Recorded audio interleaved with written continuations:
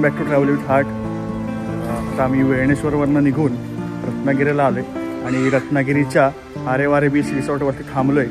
इथे आम्ही 4-5 दिवस थांबणार आहे. रिसॉर्ट आम्ही असं बुक केलं आहे की जिथनं समुद्राचा चांगला व्ह्यू येईल. सो फोटोमध्ये जसं दाखवलं आहे तसं आहे बऱ्यापैकी. सो तर लेट्स एक्सप्लोअर की कसं आहे आणि आम्हाला कसं वाटतं आणि आम्हाला काय अनुभव येतो.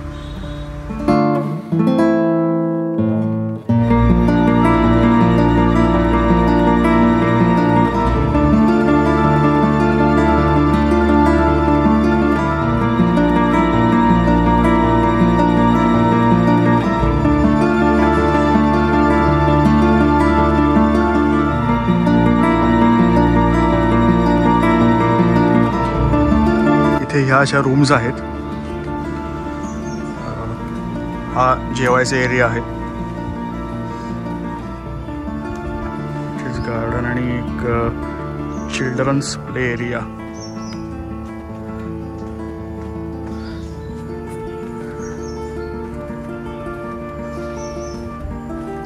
त्याच्या साईडने एक रस्ता जातो.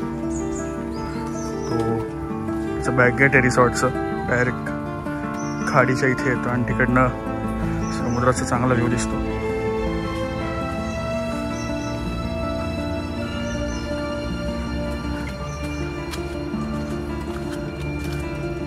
हे बघ,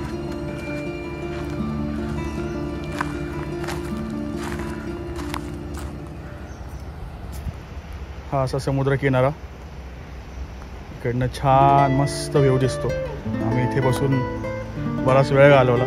छान वाटतं संध्याकाळी सनसेट बघत बसायला किंवा ओव्हरऑलच वारा खायला किंवा जनरल समुद्र बघत बसायला खूप भारी वाटलं. आणि हे जे दिसतंय हे झिपलाईनचा एंड पॉईंट आहे. तेव्हा तुम्हाला ती हे दिसत असेल दोरी. आम्ही वरनं झिपलाईन केली होती चालू, तिथं संपते. सो ओव्हरऑल याचा व्ह्यू खूप छान आहे इकडनं. ह्या कारणासाठीच आम्ही हे रिसॉर्ट बुक केलं होतं, ज्याचा आम्ही पुरेपूर आनंद घेतलेला आहे आणि त्यामुळे आम्हाला जास्त मजा आली. ओव्हरऑल या रिसॉर्टचा जो काही स्टाफ आहे तो चांगला आहे, सपोर्टिव्ह आहे. काही लागलं आणि सांगितलं तर ते लगेच आणून देतात. त्यामुळे स्टाफ चांगला आहे.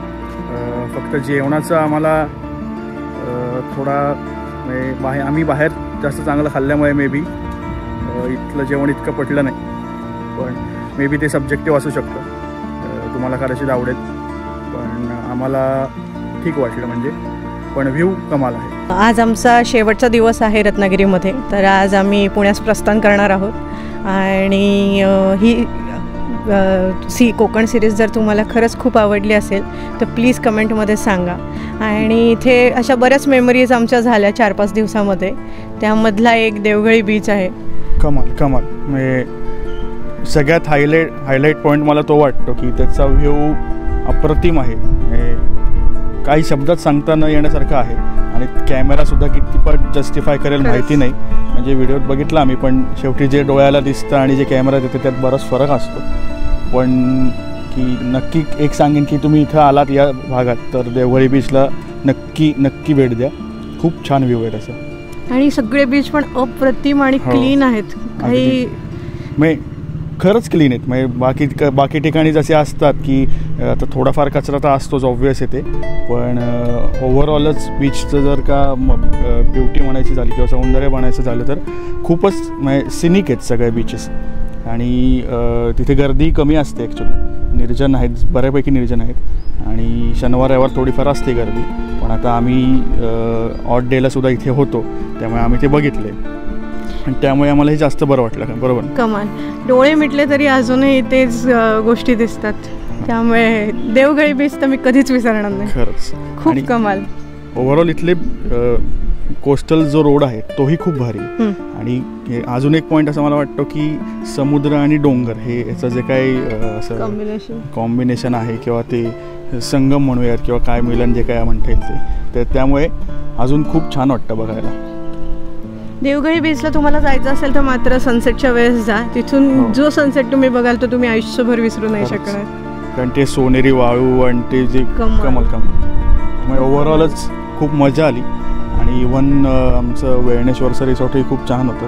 तिथूनही आम्ही खूप व्ह्यूज चांगले बघितले आणि आम्ही आत्ता जे रिसॉर्ट बुक केलं तिथूनही खरं तर हे थोडंसं मागे दिसते तिथे बॅकगेट आहे इथे रिसॉर्टचं, आम्ही तिथंच येऊन बोलतो आहे. त्यामुळे आम्ही बुक करतानाच असं बुक केलं होतं की जेणेकरून जास्तीत जास्त समुद्राच्या जवळपास राहता येईल. सो त्यामुळे अजून मजा आली.